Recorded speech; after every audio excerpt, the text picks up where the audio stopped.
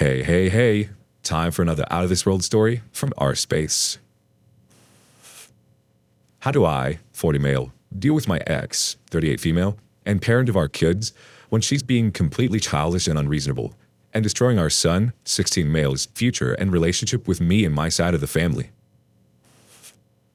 I've been divorced for about 10 years and have primary custody of 4 kids, aged 10 to 16. My ex, Sarah, has a lot of mental health issues. Bipolar, borderline, cluster of other conditions, which led to the divorce and me getting custody. Things between us were naturally rough for the first couple of years, but she started doing better and we developed a good co-parenting relationship for 6 or 7 years, which completely went down the drain when COVID hit. The 3 oldest spent a lot of time during lockdown with their mom, during which her mental health deteriorated, and one of the results was her trashing me to them, telling them I was a horrible father who tricked the judge, and GAL ended giving me custody. The other 3 kids saw through it and know that I'm a great dad, but the 16-year-old, Andy, completely bought into it, decided that he hated me, and that he was going to live with his mom. Andy has been a difficult child and inherited some of his mom's mental issues, and we've clashed at times. But overall we had, I thought, a solid relationship. And in the months leading up to this, we had some really good talks and a lot of fun. So it was, from my perspective, a very abrupt switch. She refused to send it back, saying he was old enough and it was his choice. I spoke with a lawyer who said that while we may win in court, it would be a Pyrrhic victory since we'd likely need police to enforce him staying here and going to school, and he'd make his siblings and my life absolutely miserable in the meantime. I reluctantly agreed and have spent the past year trying my best to reach out to Andy to improve our relationship, and to his mom to help facilitate that. Andy's been blocking my calls and texts, and Sarah has gotten increasingly brazen with ignoring me. At first, she agreed to attend counseling and mediation with me, but after a few visits, where the counselor took my side, she stopped responding to our calls and emails to set up more appointments. She also won't respond to me when I ask her about Andy's well-being, initially delaying and saying she'd get right back to me, but not, then just completely ignoring me. When he initially moved there, she signed him up for online-only high school, against my objections, and gave me the login info. He logged in for roughly 10 hours over the course of last year, and has done nothing this year. She said that she wants him to go to high school in her town, but that clearly hasn't happened either. We're now to the point where when I ask what's going on with Andy, she goes on the attack and says, I don't give a crap about him, and that I only care about high school and whether he's going to therapy and if he's still going to the doctor or dentist and if he's vaccinated. It got to the point where she ignored my attempts to communicate about pick-up and drop-off with the other kids. I had to contact her mom to coordinate. Although that's since improved, but she literally won't talk to me about anything else. I posted something similar in the Ask a Lawyer and Family Law subreddits, but I'm curious if anyone has any non-lawyer advice. For what it's worth, I have a large support system and everyone is absolutely stunned and appalled at what she's doing. But they're at just as much of a loss as to what to do as I am. Andy's blocking me, but will occasionally communicate with my family, but will ignore anything having to do with school or his living situations. It's probably worth mentioning that I have piles and piles of evidence from our divorce in which Sarah's behavior was demonstrably atrocious. I've kept that from my kids because learning those things about their mom would be devastating. But on my darker days, I've thought about sending Andy some of the more damning things to try to shock him out of his brainwashed state. But I feel like that would just make things worse, especially coming from me. I've tried to insulate the other kids from this, but they see what's going on, and it's occurred to me to have them talk with Andy. But again, I feel like that could backfire and also negatively affect the other kids. I've thought about reaching out to Sarah's mom and or husband, who are ostensibly reasonable people, but they're both clearly afraid of Sarah. I think her husband would naturally be loyal to Sarah, and her mom was 100% her corner during our divorce, despite all the evidence that Sarah was pretty awful. Sarah's mom and I have a decent relationship, and since she's the only one in Sarah's family that I can say that about, I'd be leery of ruining it. I know I haven't handled this great, but I feel like no matter what I've tried, it's only gotten worse, and so I've been kind of paralyzed lately. But I'm desperate for things to improve, and I'm hoping coasting here might lead to some decent ideas. I'd really appreciate any advice anyone has.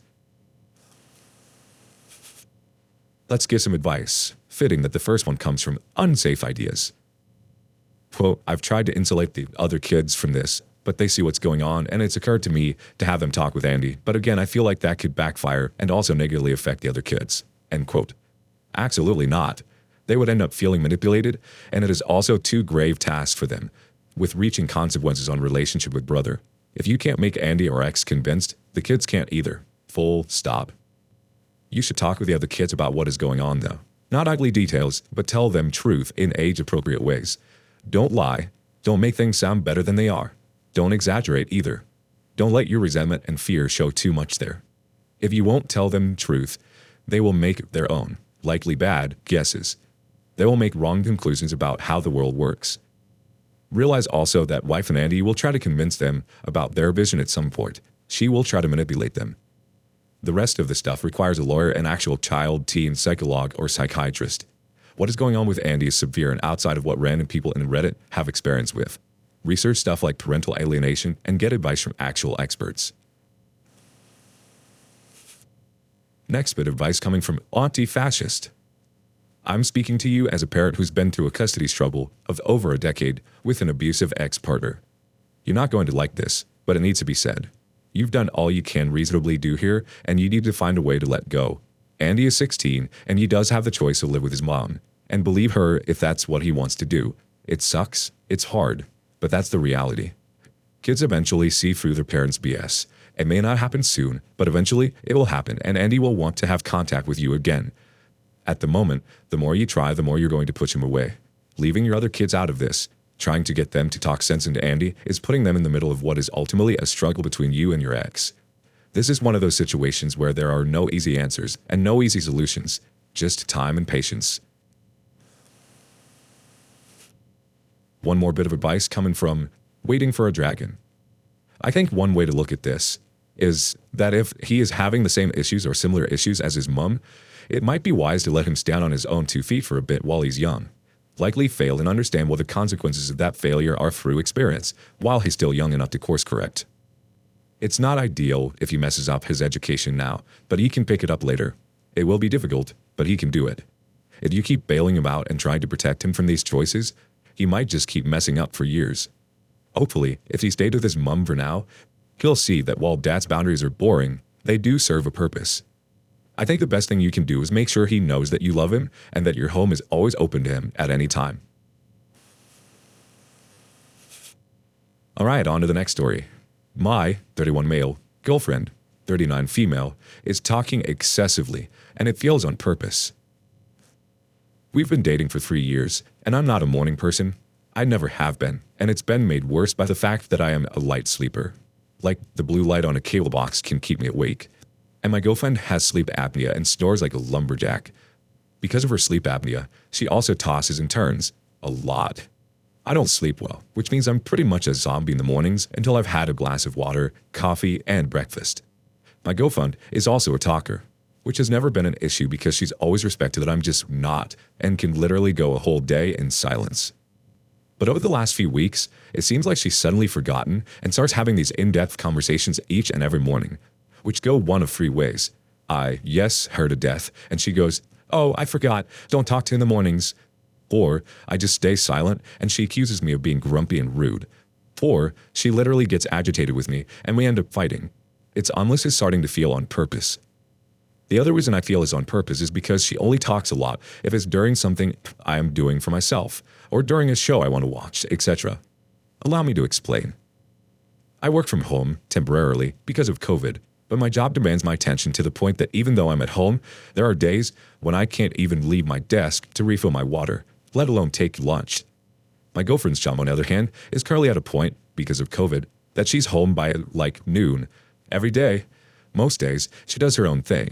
But lately it feels like an increasing amount of time she comes up and sees that I'm working or on a call, and even though I explain that I'm busy or on a call, tries to start up a combo, hovering over my computer, which feels very abrasive, and then gets frustrated when I don't talk back. Or after work, I like to decompress, so I'll come downstairs and just want to zone out for like 30 minutes, which isn't a problem if the show she likes is on. No talking, no asking me about my day or anything like that. But then, if I put on a show I like, the floodgates open and I literally cannot even watch the show. And she talks in this way where it's a dialogue, and then these long pauses before she continues. Or if I'm reading, she can see me reading. I literally have the book in my hand, and she would just talk to me. It's gotten to the point where I just genuinely tune her out because it feels very much on purpose anytime I take time for myself or I'm doing something for myself. And it's never something she's really interested in having a convo about because the times that I suck it up and try to talk back, She just cuts me off or redirects a combo. She couldn't care less what I actually have to say. I'm starting to feel like a real a-hole, but I can't shake this feeling that it's controlling or intentional behavior, especially since it's gotten a lot worse lately. Edit. I do want to point out that we have date night weekly, whether it's going out to dinner, movie night, blanket fort in the living room, going to see cover bands, etc. We religiously have date night every week. We also try to cook together every night, and we try our best to have genuine quality time each day. No phones or anything. Sometimes it's only a half hour, and other nights we binge watch half a season of Schitt's Creek, holding hands, in total silence, laughing like idiots. My post is specifically about when I'm unavailable to have full-blown convos. Update.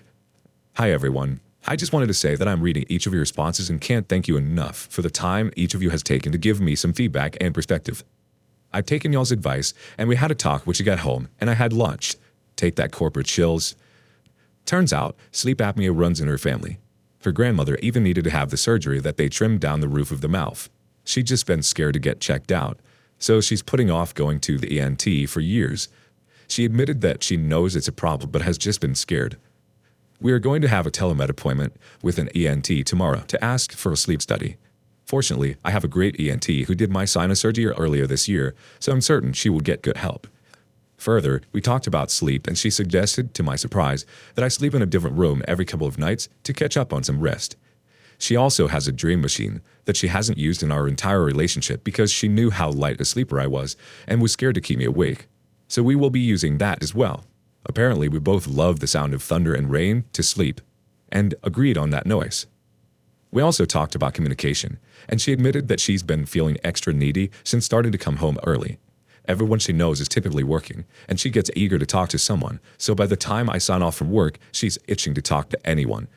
I admitted that I thought she was doing it on purpose and explained that it felt that way because we could sit in silence during the housewives, but would have a long conversation if I put on, say, Entourage.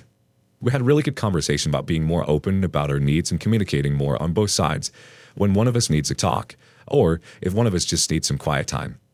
It honestly feels like a huge weight has been lifted off of both of us, and while I feel like a jerk for assuming it was on purpose, I really appreciate all this solid, non-judgmental advice given to me today. Thank you.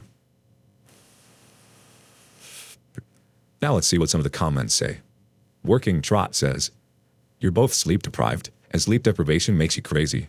She needs to get treatment for her sleep apnea, and one of you needs to sleep elsewhere until that happens, or forever. There's no law that says couples have to sleep in the same bed. Once you're both well rested, then talk it out. There's a good chance this will all work itself out when you both are getting proper sleep." Is a quick thought from retired aerospace VP. By the way, sleep apnea is serious. Have your doctor prescribe her a home sleep study and see if she would benefit from a CPAP machine. It could be life-changing for both of you. Jamie Pack 89 has her last comment. Have you talked to her when she's doing it? I can almost guarantee you she's not doing it to annoy you. I am somewhat similar to you in the morning. I need quiet, and my roommate is very talkative. When I started waking up earlier, we had some difficulties because they'd start talking right away, and my quiet mornings were wrecked. So I started being an a-hole because I assumed they knew they were bothering me. But they didn't. We talked about it, and while they knew I was grumpy in the morning, they had no idea why. We came up with a signal. If I hold my hands up, I can't talk, listen, interact. This helps because I literally can't verbally communicate sometimes, and my roommate kind of needs things spelled out in order to get it. The main thing is that you need to talk to her and explain how her behavior is affecting you.